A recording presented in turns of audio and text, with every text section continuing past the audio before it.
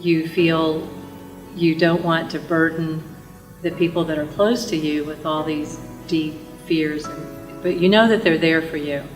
But it can be extremely lonely, even in a room full of people. I literally just didn't even know where to go from there. I probably had one good meltdown, sat in the car and cried, I think, to my best friend one day, because you're in the shock. You're like 35, how is this happening to me? I mean, you just don't think it's going to happen to you. Nobody thinks it's going to happen to you, but let alone at 35, and you just think, this is crazy. I just knew deep in my spirit that whatever was going to come, I was going to get through it.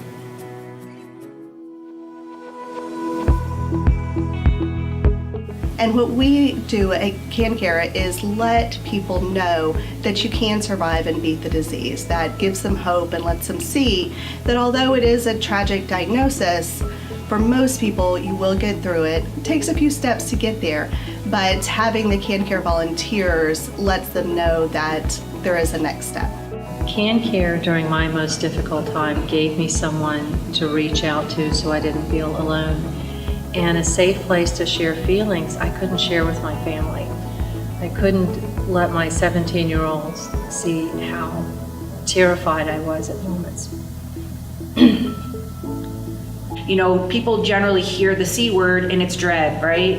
And so I feel that there are not enough positive people and not enough people like me who go out there and put on this positive vibe, positive attitude. Here, this is what it is. Doesn't have to be the end-all death sentence anymore.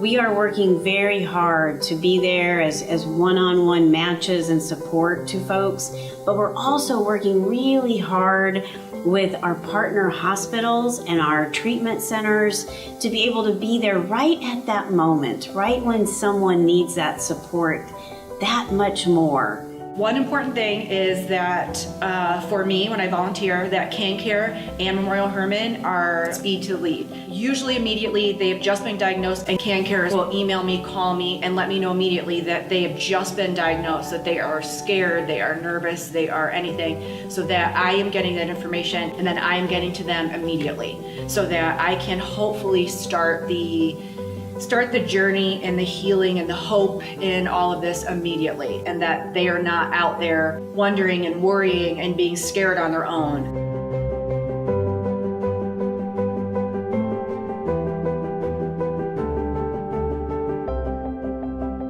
After I talk to a patient as a CanCare volunteer, I feel a completeness and a gratefulness that I had a CanCare volunteer and that I can pass that on, that I can play it forward.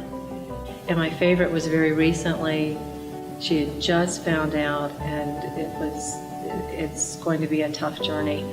And her husband happened to be, this was my first talk, which was 90 minutes with her on the phone. And she said, Iris is on the phone and she's going to pray, and her husband and my husband happened to walk in. So complete strangers.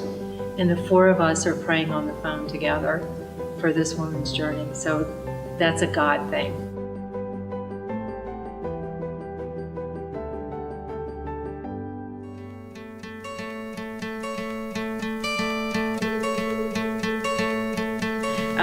Today I am 7 years out, and I am a marathoner and a triathlete and cyclist and all those kind of things. So the cancer has not stopped me. I do whatever I want. There's nothing to be afraid of when you've gone through this, to be honest. We're not just a listening ear. We're not just a smiling face, which that's all good. If I hear, of someone who just knows of a friend or a relative going through, unfortunately, a diagnosis of cancer, I immediately mention CanCare and what it has done for me in terms of being a volunteer. There is a shimmer of light there, a shimmer of hope, and you can get through it. It's not a death sentence, as I said before. And you can do it, and you can do whatever you want to do and go live your life, and soon you will be, like me, 7 years removed, and although it will never leave me and will always be part of my life, it doesn't run my life. We are CanCare. We are cancer survivors who know what you need. and we will be there for you to provide that hope to get you through your journey and to be able to see you thrive again in life.